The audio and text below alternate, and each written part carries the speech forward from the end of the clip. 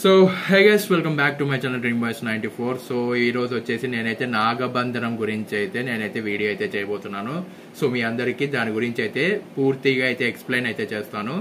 So వీడియోని మాత్రం ఖచ్చితంగా లైక్ చేసి నా ఛానల్ సబ్స్క్రైబ్ చేసుకుని బెల్ ఐకాన్ క్లిక్ చేసి ఆల్ పెట్టుకోండి. రోజుకి ఇలాంటివి ప్రతి ఒక్కటి మీకు అప్డేట్ అయితే వస్తూనే ఉంటాయి. సో నాగబంధనం అనేది పూర్వకాలం నుండి ప్రసిద్ధమైన ఒక అద్భుతమైన శిల్పకళ రూపం. ఇది ముఖ్యంగా దక్షిణ భారత ఆలయాల్లో ఎక్కువగా ఉండడం అయితే మీకు కనిపిస్తుంది. సో నాగబంధనం అంటే పాము వలయాలు వేసినట్టుగా ఉండే అలంకార శిల్పం. సో సాధారణంగా దేవాలయాల ద్వారాల వద్ద, గోపురాల వద్ద ఈ శిల్పాన్ని అయితే చెక్కుతూ ఉంటారు. సో నాగబంధనం వచ్చేసి వాస్తు శాస్త్రంలో ఒక రక్షణ చిహ్నంగా పరిగణించబడుతుంది. సో చాలా మంది అయితే చాలా నమ్ముతారు, చాలా గట్టిగా నమ్ముతారు. సో నాగబంధనం చెక్కిన ప్రదేశంలో దుష్ట శక్తులు ప్రవేశించవని భక్తుల నమ్మకం.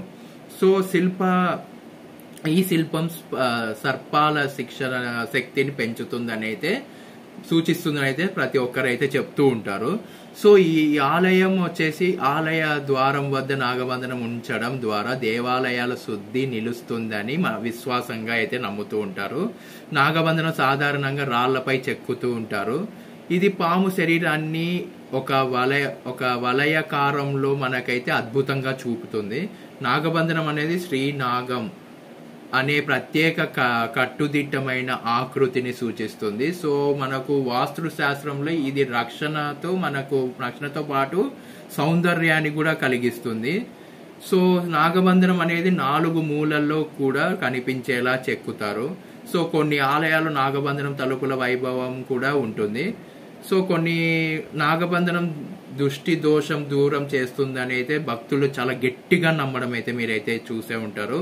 సో నాగబంధనం చెక్కడం ద్వారా ఆ దేవాలయం ప్రాణవంతం అవుతుందని శిల్పాలు చెబుతూ ఉంటాయి.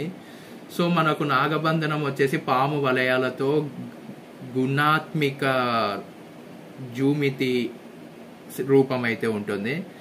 సో అందుకు మనకైతే ఇది శిల్పకళలో అతి క్లిష్టమైన డిజైన్ అని అయితే చెప్పచ్చు. ఎందుకు అంటే నాగబంధనం రహస్యం శక్తిని వ్యూహిస్తుంది అని విశ్వాసం అయితే చాలా మందికి అయితే ఉంది.